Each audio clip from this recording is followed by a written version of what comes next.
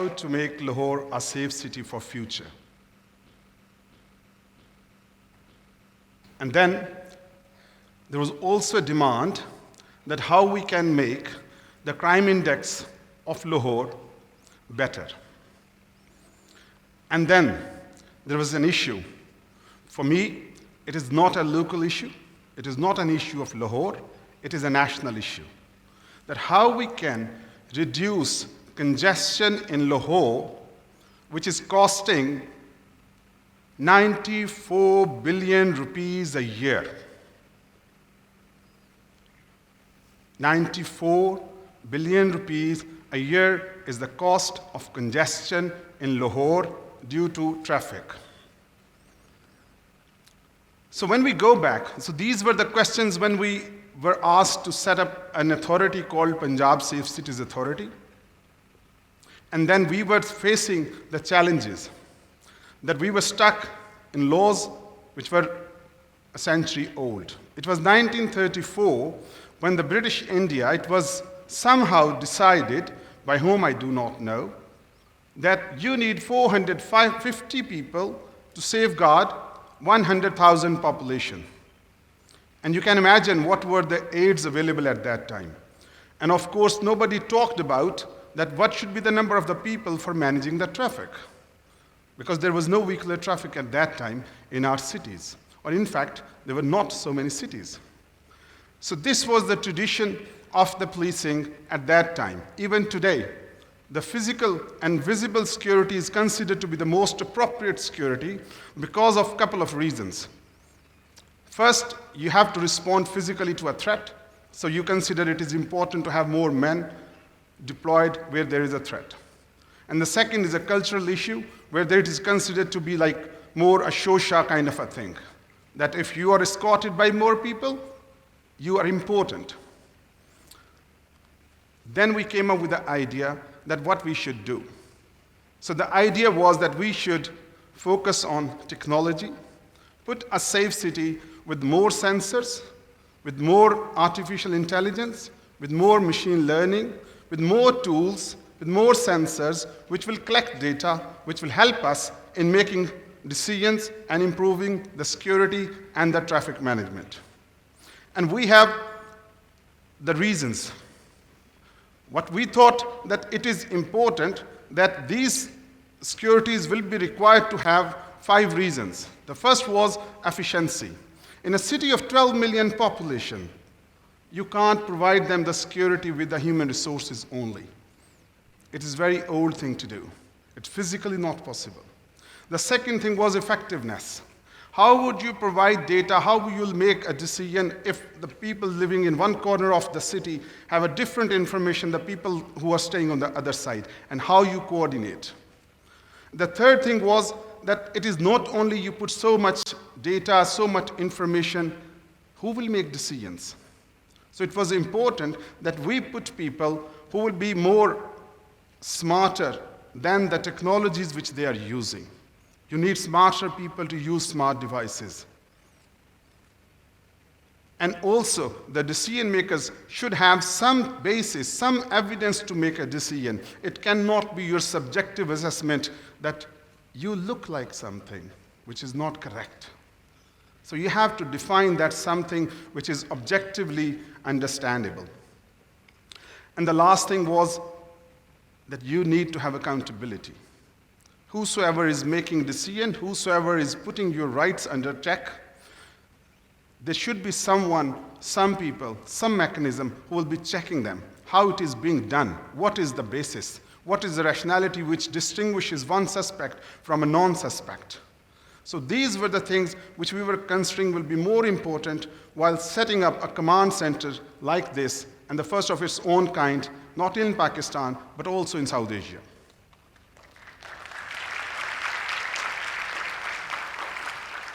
And to me, changing the processes, changing the tools is the mean to change the culture of the policing in a country like ours.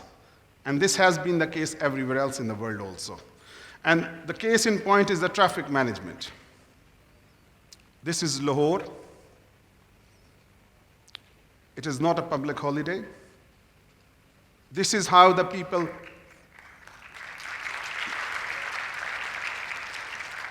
people started following the rules and regulations. The other big question was, which I reminded just yesterday, that if you do all those kind of things, how the people will respond? Will they accept it? Something which is only local in Lahore, in big city, but not in Faisalabad, not in Rawalpindi, not in Sheikhupura. People responded very positively because a human being innately are good. And the people of Lahore responded so positively, they started following those laws which were applied uniformly to everyone. So there was a rule of law which can be seen in this picture also. This is also a familiar picture. E-challan was something like e-ticketing. So we send the tickets to people home. This is not something new. This happens in all modern societies, but here it was a new concept. So what happened with this, that we also started imposing some fee, some fine on the people who are crossing the red lights. Even the red light is itself sufficient to tell, stop. But then we have to impose a fine that it will be sent to their people. And people did it, by the way. These are the kind of helmet control was another enforcement, which we did. Only technology will not do the miracles. You have to put it enforcement alongside it to give a comprehensive solution. These kind of lanes were also helpful in reducing, actually, the 70% reduction was there in the road accidents. The cost of health, the cost of other like disabilities. The doctors among you or anybody health practitioner can understand very easily. And there was also 25% reduction in the travel time because everybody is going in its own time. And this was the impact. This is the World Traffic Index.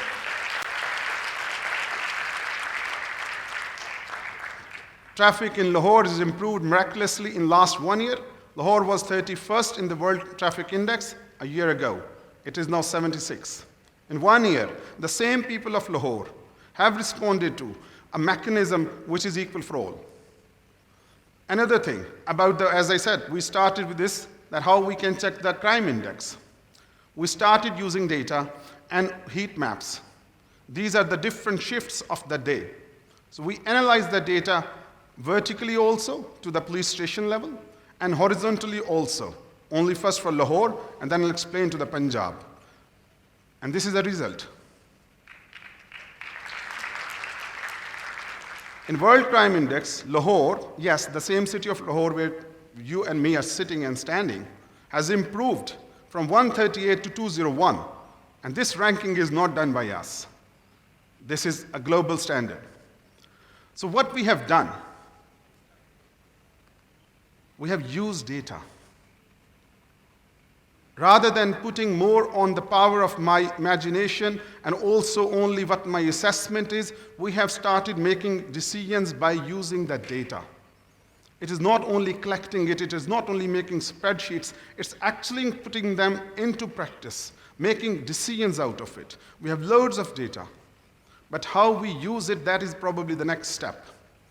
And then there was something which was very interesting happened, which is very emotional for us also.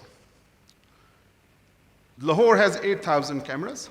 They are not only checking the traffic violations, they are not only checking the evidence for the crime and the post-crime evidence collection or dissemination to the lawyers, prosecutor, or judges, and to the people actually who are victims, or even sometimes who are the defendants. So that is the data sharing.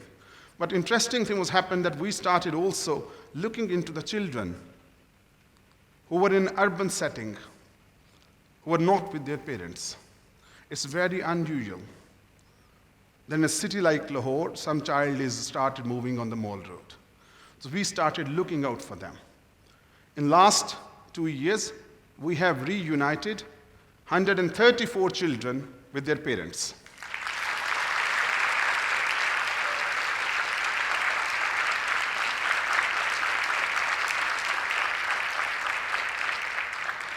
When a mother or a father looks into your eyes and can't say anything, you can't forget that moment because you have returned him.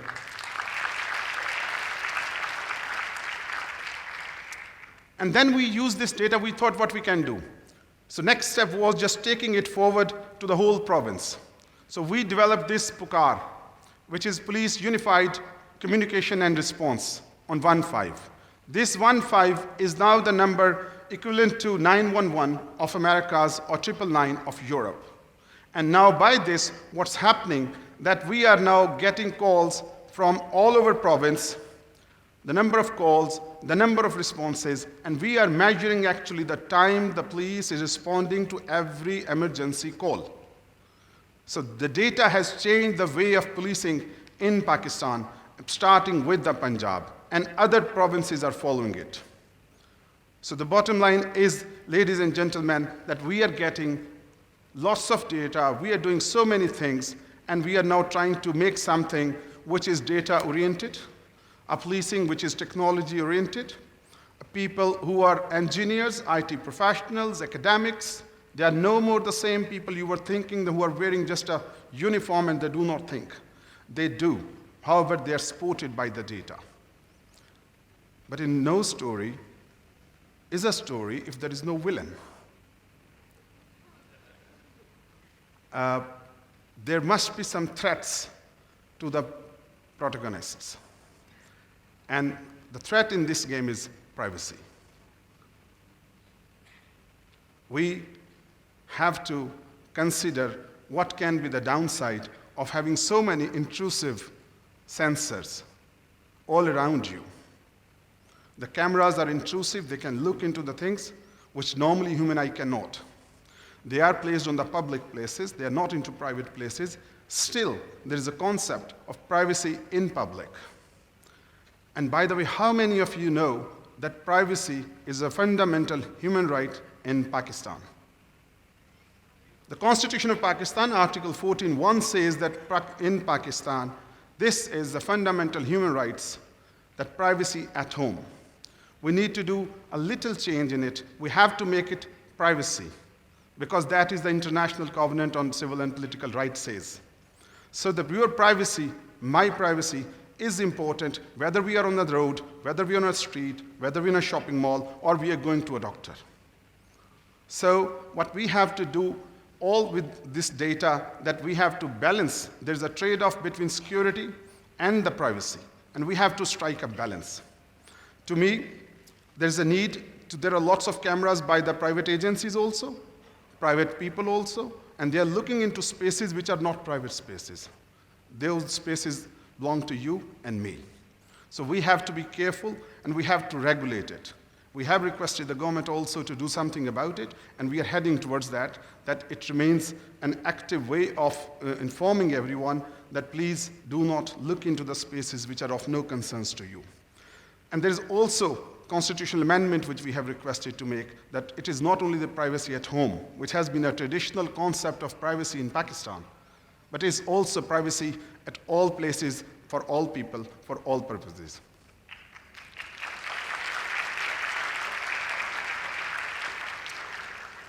The safe cities and safe spaces should be the one with more data-oriented like solutions, more machine learning, more artificial intelligence, more touch screens, more infrastructure which is smart, which can be used for all purposes, from municipal services to security services and public safety. However, it cannot be a safe space if there is no gender equality, if there is no clean environment, if there is no sustainable energy, and above all, if there are no human rights protection mechanisms. So the safe places and safe cities of the imagined future are where your and my rights are safe, and also we live a comfortable and happier life. Thank you.